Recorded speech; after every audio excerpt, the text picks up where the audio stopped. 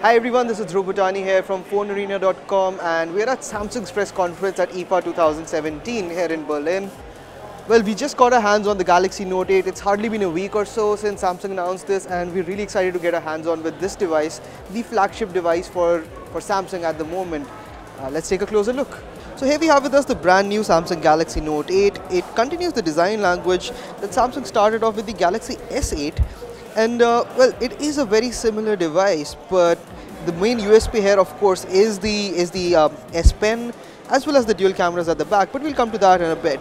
First up, let's take a closer look at the front of the device. This has a 6.3-inch Quad HD display, like the Galaxy S8. This one too is a Super AMOLED panel, and it looks absolutely gorgeous. You have different options available within the settings to set the screen to a more saturated or a neutral tone. But the default option that we've got here, it just looks absolutely stunning, and it has fantastic viewing angles. But that is typical of AMOLED displays, so there's nothing really new on that front. The phone is running Android 7.1.1 with TouchWiz on top of it, and over the years Samsung has really toned this down to a degree, and they have quite a few useful additions on board. But for now, let's talk about the hardware specifications. Over on the right hand side, you've got the power button, while the left hand side has the volume rocker and the Bixby shortcut key. We're still not particularly convinced by Bixby, but Samsung seems to be going all in with it. In fact, Samsung is talking a lot about artificial intelligence, and they even announced a new assistant for smart washing machines. But we'll talk about that later. Over at the top, you've got the you've got the hybrid slot. So you've got one dedicated SIM card slot and another one which doubles up between a micro SD card slot and a secondary SIM card slot. The phone comes with a Snapdragon 835 processor or an Exynos chipset depending on the market. In India, we'll likely be getting the Exynos unit very soon.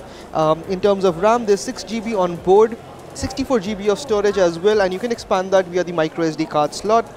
Yes, the phone continues to have a 3.5mm audio jack and charges over USB Type-C. The USB Type-C connector also supports video out, and that's being used by Samsung in a very innovative way to offer DeX, which basically uses your phone's computing power to turn it into a smart, a desktop computer of sorts, and you can accomplish a lot of functionality over and beyond what Android really offers.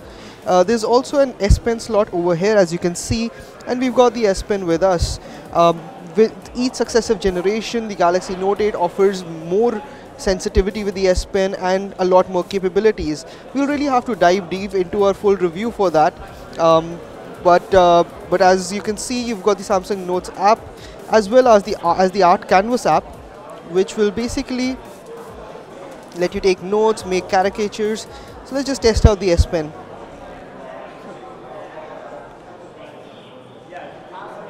The writing experience and the note-taking experience on the Galaxy Note 8, just like the Note 7 before that, is absolutely stunning. And while, of course, you're still writing on a glass screen, it seems to be getting better over the years with the level of pressure sensitivity that's on offer. Let's move on to the back of the phone. Now, what's special over here is that the Samsung Galaxy Note 8 is the first Samsung device to ship with dual cameras.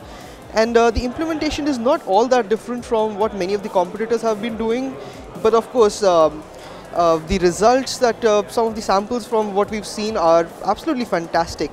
Though that said, we haven't really tested this out in a wide variety of lighting situations, so we can't really give you a verdict on that here. But first, the hardware. Over on the right hand side, you've got a fingerprint scanner. This is in a slightly different location compared to the Galaxy S8. Not that much more comfortable, but still an improvement. You've got the dual LED flash as well as the laser autofocus module. Now, what's cool about the camera modules over here is that both have a very similar sensor. These are 12 megapixel cameras. One of these has the primary camera has f1.7 aperture, while the telephoto lens, which offers true 2x zoom, not 1.7x or so as some of the other competitors have been claiming.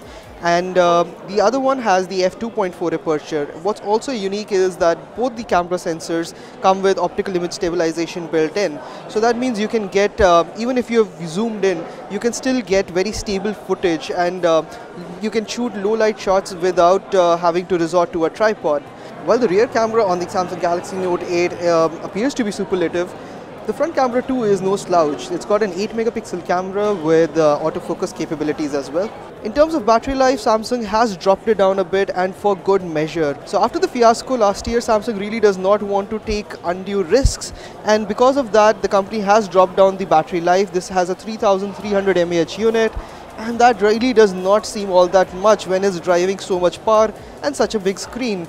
How well it does is something that we'll only be able to find out when we've put the device through its paces and brought you a full review.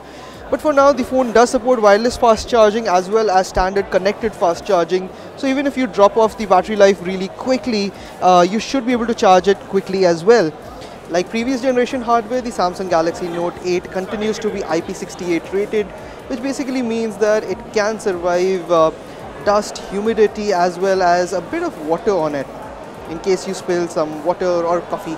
So that was a quick hands-on with the Samsung Galaxy Note 8.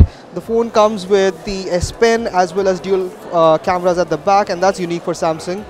We'll have this device in India very soon, and post that we'll be able to bring you a full review. But for now, if you've got any questions, we can try and answer that for you. Please do let us know in the comment section. This was Dhruv and Siraj from FoneArena.com. Thanks for watching.